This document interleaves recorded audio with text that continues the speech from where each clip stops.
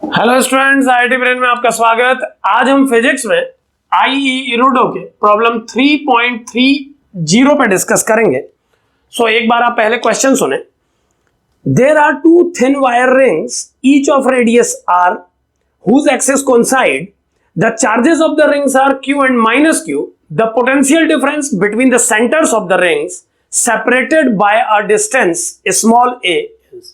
यानी आपको दो रिंग गिवन है जिनका रेडियस कैपिटल आर है और जिनमें चार्जेस हैं प्लस क्यू और माइनस क्यू रिस्पेक्टिवली। तो मैं मान लेता हूं कि इस रिंग में प्लस क्यू चार्ज है, इसमें माइनस क्यू। दोनों के सेंटर के बीच का सेपरेशन ए है। अगर मैं इन दोनों के सेंटर को ए और बी डिफाइन करूं तो हमें ए पॉइंट और बी पॉइंट पर पोटेंशियल के डिफरेंस को कैलकुलेट करना है। हमें इस क्वेश्चन में दोनों रिंग के सेंटर्स के बीच में पोटेंशियल डिफरेंस कैलकुलेट करना है। अब कैसे इस क्वेश्चन को करेंगे एक बार समझे। सबसे पहले हम ये डिस्कस कर लेते हैं कि किसी रिंग के कारण किसी एक्सियल पॉइंट पर जो पोटेंशियल डेवलप होता है इनफाइनाइट के पोटेंशियल को जीरो मानते हुए वो कितना होता है। सबसे पहले इस रिजल्ट को मैं यहां नोट कर देता हूं कि कोई रिंग अपने एक्सिस में किसी पॉइंट P पर जो कि उसके सरकमफ्रेंस के किसी पॉइंट से z डिस्टेंस पर है, और मान लीजिए इस रिंग में टोटल चार्ज Q है, तो ये Q चार्ज की रिंग z डिस्टेंस सरकमफ्रेंस से z डिस्टेंस पर किसी सिमेट्रिक पॉइंट P पर जो कि एक्सिस पे लाई कर रहा है, जो पोटेंशियल डेवलप करती है वो potential 1/4 pi epsilon naught Q by Z होता है।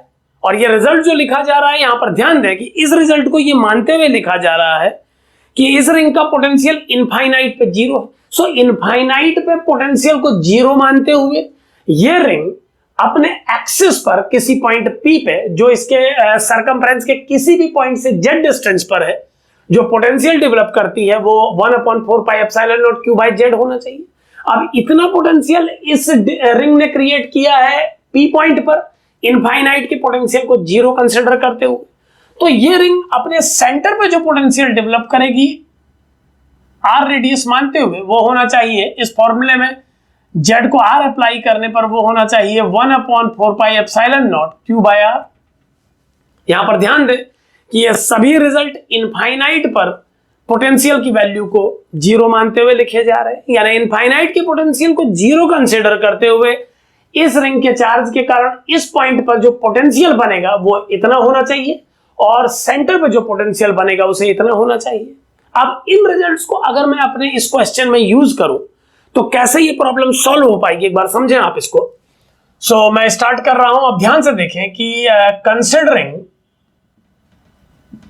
Considering v infinite equal to zero, यानी दोनों रिंग्स जो कि इनफाइनाइट, जिनके लिए इनफाइनाइट एक डिस्टेंट पॉइंट है, उस पॉइंट पर इन दोनों रिंग के पोटेंशियल को जीरो कंसीडर करते हुए, यानी इनफाइनाइट डिस्टेंस वाले पॉइंट को रेफरेंस पॉइंट मानते हुए, यहां पर एक बात ध्यान दें कि किसी भी सिस्टम के लिए इनफाइनाइट एक रेफरेंस का काम कर सकता है अगर वो सिस्टम फाइनाइट है और उसे एक पॉइंट पार्टिकल के इक्विवेलेंट या पॉइंट पार्टिकल से बना हुआ जस्टिफाई किया जा सके। हम जानते हैं कि दोनों रिंग लिमिटेड साइज की हैं और बहुत सारे पार्टिकल्स से मिलके ही बनी है। ये रिंग बहुत सारे पार्टिकल्स का कॉम्बिनेशन मानी जा सकती है और किसी भी पार्टिकल के लिए इनफाइनाइट को जीरो पोटेंशियल कंसीडर करते हुए हम डिफरेंट पॉइंट पर पोटेंशियल की वैल्यू को एक्सप्लेन कर सकते हैं। उसी टेक्निक का यूज करके हम इस प्रॉब्लम को सॉल्व करेंगे। तो इनफाइनाइट पर पोटेंशियल को जीरो मानते हुए ये पहली रिंग अपने सेंटर A पर जो पोटेंशियल डेवलप करेगी वो पोटेंशियल होगा 1/4 pi epsilon naught Q upon R, जबकि दूसरी रिंग जिसमें माइनस Q चार्ज है वो इनफाइनाइट को रेफरेंस मानते हुए A पॉइंट के लिए जो पोटेंशियल बनाएगी उसकी वैल्यू मैं इसी में ऐड कर दे रहा हूं। वो वैल्यू होगी 1/4 pi epsilon not minus Q upon, इस डिस्टेंस को फिलहाल हम Z लिख करके इस प्रॉब्लम को सॉल्व कर रहे हैं, Z की वैल्यू को हम फर्दर पुट करेंगे। जो पोटेंशियल ए पॉइंट में नेट डेवलप होगा इनफाइनाइट को रेफरेंस मानते हुए, ए पॉइंट का नेट पोटेंशियल होगा VA equal to 1/4 pi epsilon naught Q by R plus 1/4πε0 minus q by z. ठीक इसी प्रकार बी पॉइंट पर यह माइनस क्यू चार्ज वाली रिंग जो पोटेंशियल डेवलप करेगी इनफाइनाइट के रेफरेंस में, वो होगा 1/4πε0 माइनस क्यू अपॉन आर। और चूंकि दूसरी रिंग के सरकमफ्रेंस के किसी पॉइंट से बी का डिस्टेंस जेड के इक्वल ही है, तो जो सेकेंड रिंग है वो इनफाइनाइट को जीरो पोटेंशियल कंसिडर करते हुए जो पोटेंशियल बी पॉइंट के लिए बनाएगी वो होगा 1/4πε0 प्लस क्यू बाई जेड। यानी कि इस तरीके से हम इनफाइनाइट के रेफरेंस में ए और बी पॉइंट के पोटेंशियल को नोट कर सकते हैं। सो अगर ए पॉइंट का पोटेंशियल नेट इतना है और बी का इतना, तो ए और बी पॉइंट के बीच में जो पोटेंशियल का डिफरेंस होगा उसकी वैल्यू होनी चाहिए। अब मैं इन दोनों को माइनस कर रहा हूं, तो ध्यान दें जब मैं इन्हें माइनस करूंगा तो ये टर्म इस टर्म के साथ ऐड हो जाएगा। जब आप VA से VB को माइनस करेंगे तो इनके साइन चेंज करेंगे और साइन चेंज से ये दोनों टर्म सम होके बन जाएंगे 2 टाइम्स 1/4πε0 क्यू बाई आर।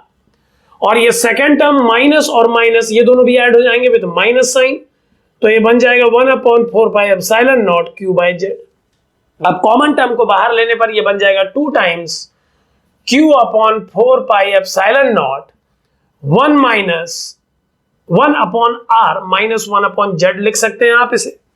और अगर आप r को भी कॉमन ले लेते हैं डिनोमिनेटर में, तो r को कॉमन लेने के बाद इस एक्सप्रेशन को और सिंपल फॉर्मेट में लिखा जा सकता है। एक बार मैं उसे प्रेजेंट कर रहा हूं, आप ध्यान से देखें, ये बन जाएगा q upon 2πε0 r and this one will be 1 minus r by z. So ये जो वैल्यू आया VA माइनस VB का, ये होगा q upon 2πε0 r into 1 minus r by z. अब एक बार जेड की वैल्यू को कैलकुलेट करेंगे। सो हम देख पा रहे हैं इस ट्रायंगल में जेड स्क्वायर को r square plus a square कहा जा सकता है। सो जेड की value square root of r square plus a square होगी। इस जेड की वैल्यू को अगर मैं अप्लाई करूं इस फॉर्मूले में, इस इक्वेशन में, तो ये बनेगा r square plus a square denominator पे, और ये हो जाएगा VA minus VB equal to q upon 2πε0 r 1 minus r upon under r square plus a square. इस r को अगर मैं शिफ्ट कर दूं इस डिनोमिनेटर वाले टर्म के डिनोमिनेटर पे, तो इसे हम फाइनल लिख सकते हैं। एक बार यहां पर देखें आप इस फाइनल रिजल्ट को, तो ये रिजल्ट फाइनली बन जाएगा VA minus VB equal to q upon 2πε0 r into 1 minus 1 upon under root 1 plus a by r whole square. यहां पर मैंने r को डिनोमिनेटर के डिनोमिनेटर पर शिफ्ट किया है और फिर इसको डिस्ट्रीब्यूट किया दोनों में, तो r square by r square 1 हो गया है और ये second term a by r whole square बन गया है। सो इस तरीके से आप a और b पॉइंट के बीच में पोटेंशियल डिफरेंस की वैल्यू को निकालेंगे q upon 2πε0 r into 1 minus 1 upon under root 1 plus a by r whole square, जो कि इस प्रॉब्लम का सही आंसर है। सो यहां पर ध्यान दें कि इस केस में हमने इनफाइनाइट को रेफरेंस मान के पहले ए और बी पॉइंट पर दोनों रिंग्स का पोटेंशियल कैलकुलेट किया और पोटेंशियल कैलकुलेट करने के बाद हमने उन दोनों के डिफरेंस को कैलकुलेट किया। जब आप ए और बी पर पोटेंशियल कैलकुलेट कर रहे थे तो आपने ए पॉइंट पर दोनों रिंग का नेट पोटेंशियल कैलकुलेट किया और इसी प्रकार आपने बी पर भी दोनों का नेट पोटेंशियल निकाला। यानी दोनों रिंग जो टोटल पोटेंशियल इनफाइनाइट के रेफरेंस में डेवलप कर रही हैं, दोनों पॉइंट्स पर हमने कैलकुलेट करके उनके डिफरेंस को कैलकुलेट किया और इस तरीके से इस प्रॉब्लम को सॉल्व किया। Thank you.